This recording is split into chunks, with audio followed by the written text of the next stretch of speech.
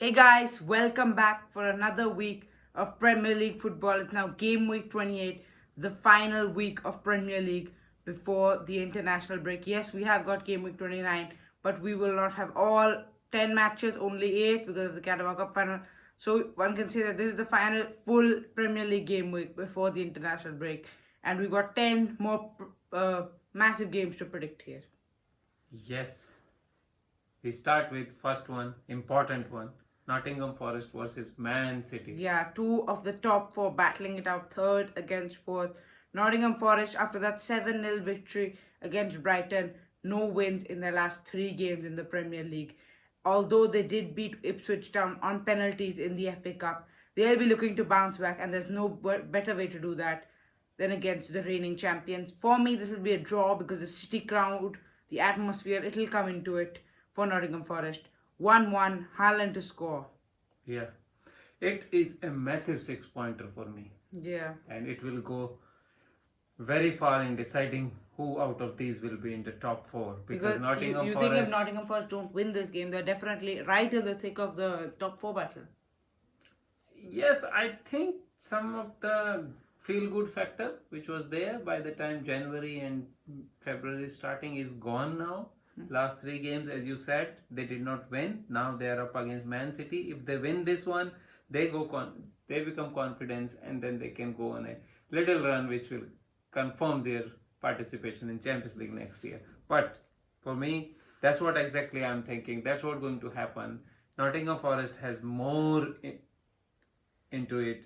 It's their ground, it's their fans. They are sniffing Champions League. So this is how they will go. 2-1 Hudson Odoi to score. That's a very big call there. Right, next game now, Brighton against Fulham, two teams who progressed in the FA Cup to the quarterfinals. Brighton, hard fought 2-1 victory after extra time at St James's Park. Fulham beating Manchester United on penalties. Both teams will be missing a player. Brighton's is Tadiq Lamptey after he got a second yellow against Newcastle. Fulham are without Sasa Lukic. He's reached 10 yellow cards for the season. For me, I think this will be a draw. These are two teams playing entertaining football. And you think that if one of them can get a victory out of this, they will be in a good position for European football. I think it'll be 2-2 and Joao Pedro to score. Yes, I think you are right about European football. Whosoever will win this will make a strong case to go and have a European spot fixed in. They are still in it through FA Cup also, and this will be a good game. Brighton, it's all coming together now. Yeah. It will be a victory for them. 3-1, Rutter to score. Okay, now time for top against bottom. Liverpool against Southampton. 11 wins in the last 13 fixtures against Southampton. Only lost one of those. For me, I think this is probably the easiest game to predict. I don't think Liverpool will absolutely go and smash Southampton 5-6 goals. I think we'll conserve our energy, maybe even rotate a few players. At Anfield, there should be no struggles. 2-0, Trent Alexander-Arnold to score. Yeah, it's kind of a game which everyone are sure that Liverpool will win, but it will not be an easy game. That's what I can say, because Liverpool midweek played, and some of the tiredness because they were having 30% ball position, a lot of defense, a lot of running around to do. It will not be easy, but Liverpool, because of what they are doing this year, they will win this. Another 3 points towards the title. 3-0, Mohamed Salah to score one more. Okay, now a time for Crystal Palace against Ipswich. Crystal Palace suffered a horrific injury in the FA Cup. Jean-Philippe Mateta is getting stitches, but thankfully Oliver Glasner has confirmed that he will most likely be available for some football after the international break. So all our prayers with Jean-Philippe Mateta. Ipswich Town, this season is trying to look more and more dire for them. They, of course, are out of the FA Cup now, so they need to bounce back. I really want Ipswich Town to stay up for the benefit of the Premier League. They're one of the old-fashioned clubs here. And I think they will sneak a point because Crystal Palace also are without Will Hughes and Sheikh Doucouré. So I think it'll be a 1-1 draw here and Liam Delap to score. For me, the way Crystal Palace is playing, I can't see anything other than Crystal Palace victory right now. It will be a 2-0 victory. Ismail Assar to score for Crystal Palace. Okay, now it's time for Brentford against Aston Villa. A return to the GTEC Stadium, the former ground of Ollie Watkins. He'll be looking to show why he made the move to now Champions League level Aston Villa, who just secured a big 3-1 victory against Club Brugge in Belgium. they'll be hoping to back that up. But it's very hard to always be playing side by side Premier League and Champions League and consistently progressing in both tournaments. I think this will be a draw because Brentford play energetic football, hard working, and they got rest midweek and they weren't in the FA Cup either. So this is their first football in a fortnight. Yeah, 2-2, Morgan Rogers to score. Yeah, I also think the same thing. Aston Villa are not still ready for Champions League as well as Premier League playing together, and that will Brentford will make use of that. Brentford will win this one for me. 2-1, Brentford to win, Mobama to score. Okay, next up it's Wolves against Everton. Wolves have just lost Matias Cunha on a suspension. That was a very silly thing to do, according to Brazilian. He'll be looking back at those clips and thinking why he's done that. It's minimum 3-game suspension. It could get worse.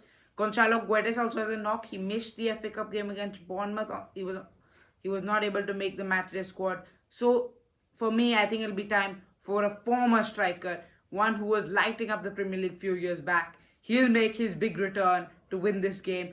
Everton just aren't the same team on away ground, and Wolves are now, if they can win this game, they'll go 8 points clear of the drop.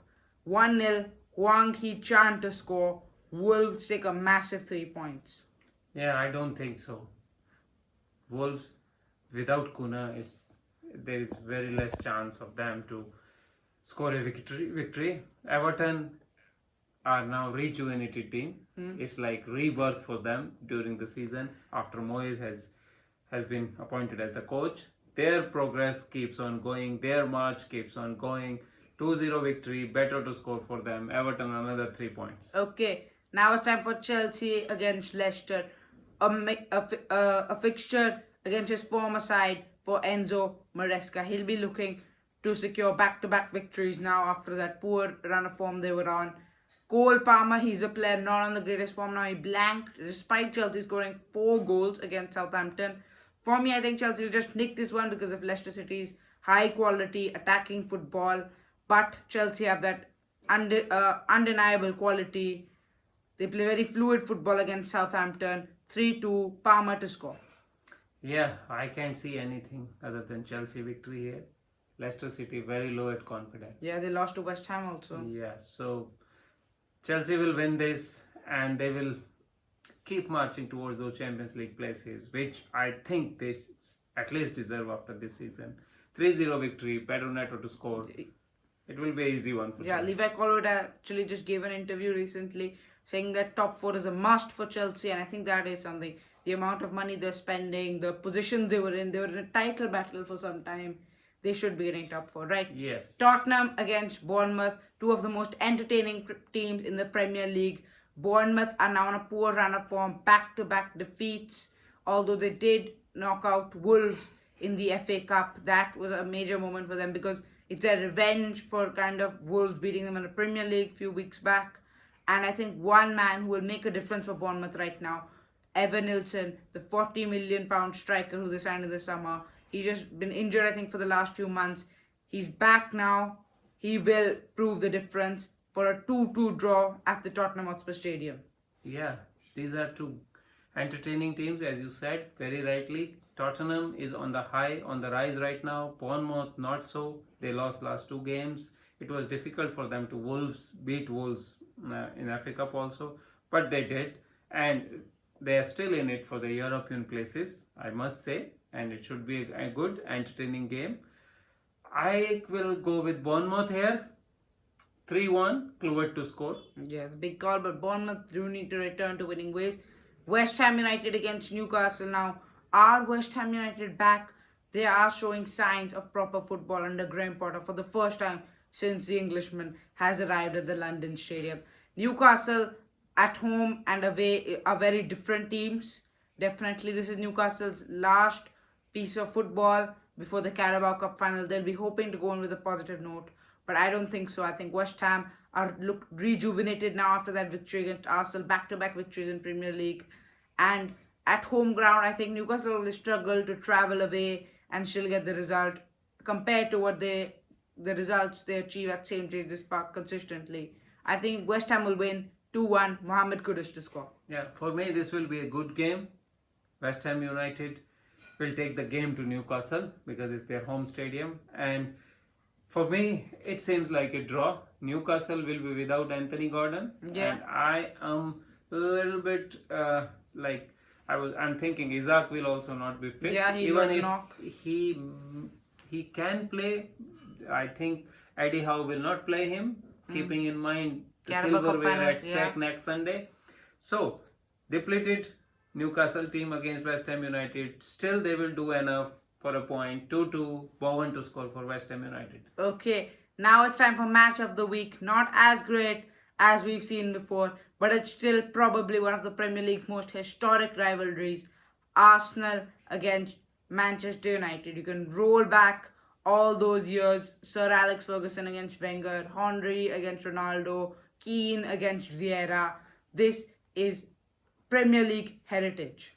Yes, but at the moment, I don't think it is that big a game because of the situation Manchester United is in. And another thing is that they played Thursday. Yeah.